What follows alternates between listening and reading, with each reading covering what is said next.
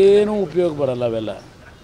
ಈಗ ದೇವೇಗೌಡರು ಅಕ್ಷಯ ಪಾತ್ರೆ ತೋರಿಸಿ ಅಂತ ಹೇಳ್ತಾರಲ್ಲ, ಈಗ ಅಕ್ಷಯ ಪಾತ್ರೆ ನರೇಂದ್ರ ಮೋದಿ ಕೈನಲ್ಲಿದೆ. ಇಲ್ಲಿ ಇವ್ರು ಕೊಟ್ಟಿರೋ ಚಂಬಿದೆಯಲ್ಲ, ಇದು ಈ ಸರ್ಕಾರದ ಖಜಾನೆ ಖಾಲಿ ಮಾಡಿರ್ತಕ್ಕಂಥ ಚಂಬನ್ನು ಪ್ರದರ್ಶನ ಮಾಡ್ಕೊತಾವ್ರು ಇವರು.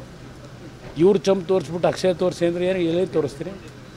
ಇವ್ರು ಮಾಡಿರ್ತಕ್ಕಂಥ ಈಗ 11 ತಿಂಗಳು ಏನು ಅಭಿವೃದ್ಧಿ ಕಾರ್ಯಕ್ರಮ ಕೊಟ್ಟಿದ್ದಾರೆ? ಚೊಂಬಿನ ಇವರ ಚಿತ್ರ ಈ ಸರ್ಕಾರದ ಹಣೆ ಬರ ಹಾಕಿರೋದವರು. ಬೇರೆ ಚರ್ಚೆ ಮಾಡೋ ಸಮಯ ಹೇಳಿದ್ದಾರೆ ಕುಮಾರಸ್ವಾಮಿ ಅವರು ಗೆಲ್ಲೋದೇ ಇಲ್ಲ, ಅಳಿಯ ಮೊಮ್ಮಗ ಮಗ.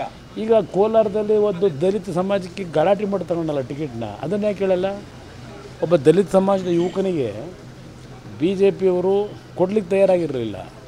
ಅಂಥದ್ರಲ್ಲಿ ನಾನು ಹಠ ಮಾಡಿ ಆ ಸೀಟ್ ತಗೊಂಡಿದ್ದು ಅಲ್ಲೇ ನಮ್ಮ ಕುಟುಂಬದಲ್ಲಿ ನಿಲ್ಸಕ್ಕೆ ತಗೊಂಡ.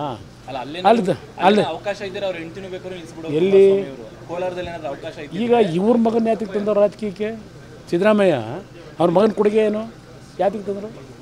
ತಾಯಿಯಾಗಲು ಪ್ರಯತ್ನಿಸಿ ವಿಫಲರಾಗ್ತಿದ್ದೀರಾ? ನೋವಾ IVFನ ನುರಿತ ಫಲವತ್ತತೆ ತಜ್ಞರನ್ನ ಭೇಟಿಯಾಗಿ ಉಚಿತ ಸಮಾಲೋಚನೆಯನ್ನ ಪಡೆಯಿರಿ.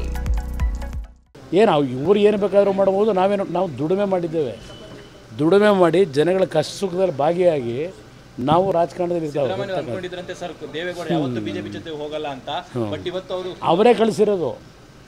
ಸಿದ್ದರಾಮಯ್ಯನವರೇ ಕಳಿಸಿರೋದು ಅವ್ರನ್ನ, ದೇವೇಗೌಡರು ಹೋಗ್ತಿರಲಿಲ್ಲ, ಬಲವಂತ ಮಾಡಿ ಕಳಿಸಿದ್ದಾರೆ. ಅವ್ರು ಹೋಗ್ಬೇಕಾಗಿತ್ತಲ್ಲ, ಅವ್ರು ಹೋಗ್ಲಿಕ್ಕೆ ಆಗಲಿಲ್ಲ. ಹಿಂದೆ ಏನೇನು ಮಾಡಿದ್ರು, ಪ್ರಯತ್ನ ಮಾಡಿದ್ರು, ಅದೆಲ್ಲ ಗೊತ್ತಿರೋ ವಿಚಾರ.